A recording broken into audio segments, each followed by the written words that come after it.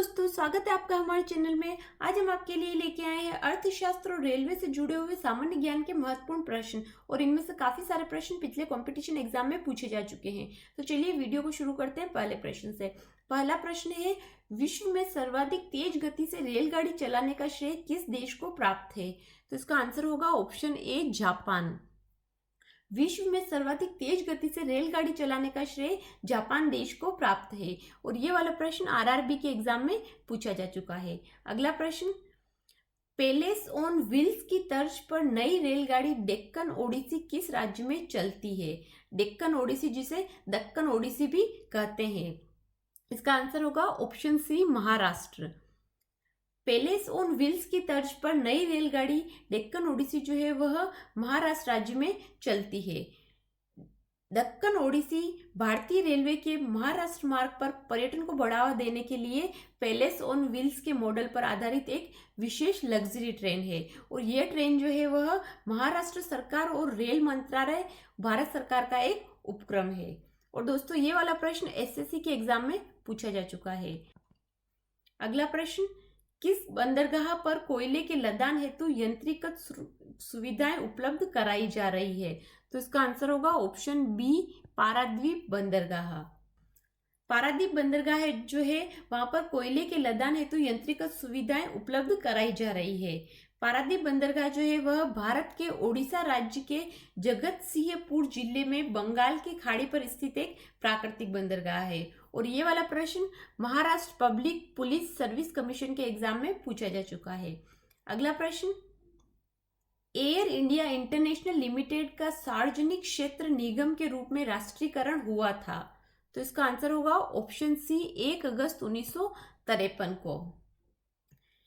Indian airlines की स्थापना जो है वह 15 जून 1953 को संसद में राष्ट्रीयकरण के बिल द्वारा हुई, जिसके फलस्वरूप 2 नए विमान सेवा कंपनियां एयर इंडिया और इंडियन एयरलाइंस का जन्म हुआ था। और एयर इंडिया इंटरनेशनल लिमिटेड का सार्वजनिक क्षेत्र निगम के रूप में राष्ट्रीयकरण जो हुआ था वो हुआ था 1 अगस्त 1953 को। अगला प्रश्न, सड़कों की कुल लंबाई के हिसाब से विश्व में भारत का कौन सा स्थान है? तो इसका आंसर होगा ऑप्शन बी, दूसरा। सड़कों की कुल लंबाई के हिसाब से विश्व में भारत का जो है वह दूसरा स्थान है। अगला प्रश्न, राष्ट्रीय राजमार्ग परियोजना के तहत कितने महानगरों को आपस में जोड़ने की योजना है? तो इसका आंसर होगा ऑप्शन सी, 4 महानगरों। राष्ट्रीय राजमार्ग परियोजना के तहत 4 महानगरों दिल्ली, मुंबई, चेन्नई और कोलकाता को आपस में जोड़ने की योजना है। और यह परियोजना जो है वह 5,846 किलोमीटर लंबी राजमार्ग से जोड़ने वाली योजना है, जो कि स्वर्णिम चतुर्भुज के नाम से जानी जाती है। अगला प्रश्न, रेल किराए भाड़े पर सुझाव देने के लिए कौन सी समिति गठित की गई है? तो इसका आंसर होगा ऑप्शन ए, नंजून-दप्पा समिति। रेल किराए भाड़े पर सुझाव देने के लिए नंजून-दप्पा समिति गठित की गई है। अगला प्रश्न, बेलाडीला से प्राप्त होने वाला लौह अयस्क किस बंदरगाह से निर्यात किया जाता है? तो इसका आंसर होगा ऑप्शन सी, विशाखापट्टनम। बेलाडीला से प्राप्त होने वाला लौह अयस्क जो है वह विशाखापट्टनम बंदरगाह से निर्यात किया जाता है। विशाखापट्टनम बंदरगाह जो है वह व्यापार में देश का चौथा सबसे बड़ा बंदरगाह है, और 1933 में यह बंदरगाह व्यापार के लिए खोला गया था। और ये वाला प्रश्न आरपीएससी के एग्जाम में पूछा जा चुका है। अगला प्रश्न, 1990 में प्रारंभ की गई एयर टैक्सी सेवा किसके द्वारा उपलब्ध कराई जाती है? तो इसका आंसर होगा ऑप्शन ए, निजी क्षेत्र द्वारा। 1990 में प्रारंभ की गई एयर टैक्सी सेवा जो है वह निजी क्षेत्र द्वारा उपलब्ध कराई जाती है, और ये वाला प्रश्न आईटीआई के एग्जाम में पूछा जा चुका है। अगला प्रश्न, राष्ट्रीय राजमार्ग विकास परियोजना के तहत प्रस्तावित स्वर्णिम चतुर्भुज के मार्ग में कौन सा शहर नहीं है? तो इसका आंसर होगा ऑप्शन ए, लखनऊ। राष्ट्रीय राजमार्ग विकास परियोजना के तहत प्रस्तावित स्वर्णिम चतुर्भुज के मार्ग में लखनऊ शहर जो है वह नहीं है। स्वर्णिम चतुर्भुज जो है वह भारत का एक प्रसिद्ध राजमार्ग है, जो कई औद्योगिक, सांस्कृतिक एवं कृषि संबंधी नगरों को जोड़ता है। और ये वाला प्रश्न जेपीएससी के एग्जाम में पूछा जा चुका है। अगला प्रश्न, मोबाइल फोन का प्रयोग करने वाले लोगों की सर्वाधिक संख्या किस देश में है? तो इसका आंसर होगा ऑप्शन सी, अमेरिका। और ये वाला प्रश्न कांस्टेबल के एग्जाम में पूछा जा चुका है। अगला प्रश्न, दिसंबर 2003 में एयर इंडिया ने किस देश के लिए नियमित उड़ान सेवा आरंभ की है? तो इसका आंसर होगा ऑप्शन बी, चीन। अगला प्रश्न, जवाहरलाल नेहरू बंदरगाह कहाँ स्थित है? तो इसका आंसर होगा ऑप्शन ए, मुंबई। जवाहरलाल नेहरू बंदरगाह जो है वह अरब सागर तट पर मुंबई के दक्षिण में स्थित एक प्रमुख बंदरगाह है और इसका निर्माण मुंबई बंदरगाह के यातायात के दबाव को कम करने के लिए किया गया है। और दोस्तों ये वाला प्रश्न जेपीएससी के एग्जाम में पूछा जा चुका है। अगला प्रश्न,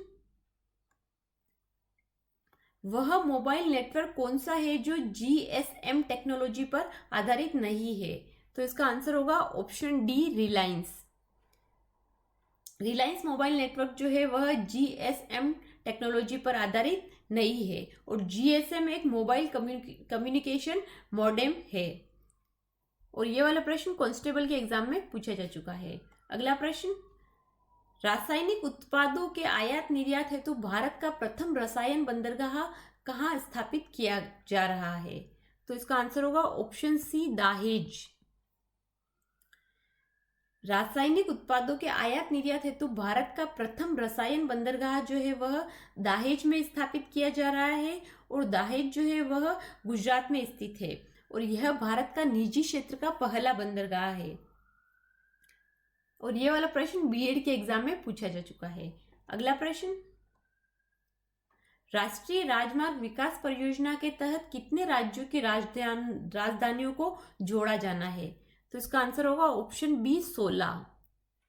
राष्ट्रीय राजमार्ग विकास परियोजना के तहत 16 राज्यों की राजधानियों को जोड़ा जाना है और भारत में आर्थिक विकास को बढ़ावा देने के लिए सरकार ने व्यापक राष्ट्रीय राजमार्ग विकास परियोजना शुरू की है और यह परियोजना जो है वह देश की अब तक की सबसे बड़ी राजमार्ग परियोजना है जिसमें कि 16 राजधानियों को जोड़ा जाना है। और ये वाला प्रश्न बीपीएससी के एग्जाम में पूछा जा चुका है। अगला प्रश्न, वह परिवहन तंत्र कौन सा है जो एक वर्ष में भारत में सर्वाधिक यात्रियों को ले जाता है? तो इसका आंसर होगा भारतीय रेलवे। और ये वाला प्रश्न आईटीआई के एग्जाम में पूछा जा चुका है। अगला प्रश्न, एन्नोर बंदरगाह का विकास किस बंदरगाह पर बढ़ते दबाव को कम करने के लिए किया गया है? तो इसका आंसर होगा ऑप्शन सी, चेन्नई। चेन्नई बंदरगाह जो है उसके आयात निर्यात के दबाव को कम करने के लिए एन्नोर बंदरगाह का विकास किया गया था और एन्नोर बंदरगाह जो है वह देश का पहला कंप्यूटरीकृत और निगमित बंदरगाह है। और ये वाला प्रश्न पीपीएससी के एग्जाम में पूछा जा चुका है। अगला प्रश्न, भारत में प्रथम रेलवे लाइन कब बिछाई गई थी? तो इसका आंसर होगा ऑप्शन सी, 1853 में। भारत में प्रथम रेलवे लाइन का उद्घाटन 16 अप्रैल 1853 को लॉर्ड डलहौजी द्वारा हुआ था। अगला प्रश्न, विश्व का सबसे लंबा रेलवे प्लेटफॉर्म कहाँ है? तो इसका आंसर होगा ऑप्शन सी, गोरखपुर में। विश्व का सबसे लंबा प्लेटफॉर्म जो है वह गोरखपुर में बना है और जिसकी लंबाई जो है वह 1380 मीटर है और इसके पहले खड़गपुर जो था वह पहले पायदान पे था और जिसके प्लेटफॉर्म की लंबाई 1072.5 मीटर थी। अगला प्रश्न, भारत पाकिस्तान के मध्य चलने वाली समझौता एक्सप्रेस चलती है? तो इसका आंसर होगा ऑप्शन सी, अटारी और लाहौर के बीच। भारत पाकिस्तान के मध्य जो समझौता एक्सप्रेस है वह 22 जुलाई 1976 को अटारी लाहौर के बीच शुरू हुई थी और समझौता एक्सप्रेस जो है वह अटारी वाघा के बीच केवल 3 किमी का रास्ता तय करती है। अगला प्रश्न, मैत्री एक्सप्रेस रेल सेवा का संबंध किससे है? तो इसका आंसर होगा ऑप्शन बी, भारत बांग्लादेश। मैत्री एक्सप्रेस जो है वह भारत और बांग्लादेश के बीच चलने वाली रेलगाड़ी है और यह 14 अप्रैल 2008 से आरंभ हुई है और इस ट्रेन का नाम मैत्री एक्सप्रेस है जो भारत और बांग्लादेश के बीच दोस्ती को दर्शाने के लिए रखा गया है। अगला प्रश्न,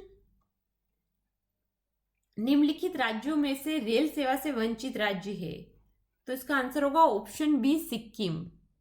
सिक्किम राज्य जो है वह रेल सेवा से वंचित राज्य है, लेकिन अभी सुप्रीम कोर्ट ने सिक्किम के लिए रेलवे लाइन को हरी झंडी दिखा दी है। अगला प्रश्न, भारतीय रेलवे को सर्वाधिक राजस्व किससे प्राप्त होती है। तो इसका आंसर होगा ऑप्शन बी माल ढुलाई से। भारतीय रेलवे को सर्वाधिक राजस्व जो है वह माल ढुलाई से प्राप्त होती है।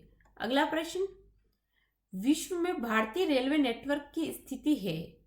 तो इसका आंसर होगा ऑप्शन सी चौथी। विश्व में भारतीय रेलवे नेटवर्क की स्थिति जो है वह चौथी स्थिति है। यह दुनिया की चौथी सबसे बड़ी रेल सेवा है। तो दोस्तों, आज के इस वीडियो में हमने कवर किए हैं भारतीय रेलवे से जुड़े हुए महत्वपूर्ण प्रश्न और अर्थशास्त्र से जुड़े हुए महत्वपूर्ण प्रश्न। अगर आपको ये वीडियो पसंद आए तो इसे लाइक कीजिए, शेयर कीजिए, और अगर अभी तक आपने हमारे चैनल को सब्सक्राइब नहीं किया तो सब्सक्राइब कीजिए और बेल आइकन दबाइए ताकि आगे आने वाले वीडियो के अपडेट आपको मिल जाए। हमारे साथ जुड़े रहने के लिए धन्यवाद।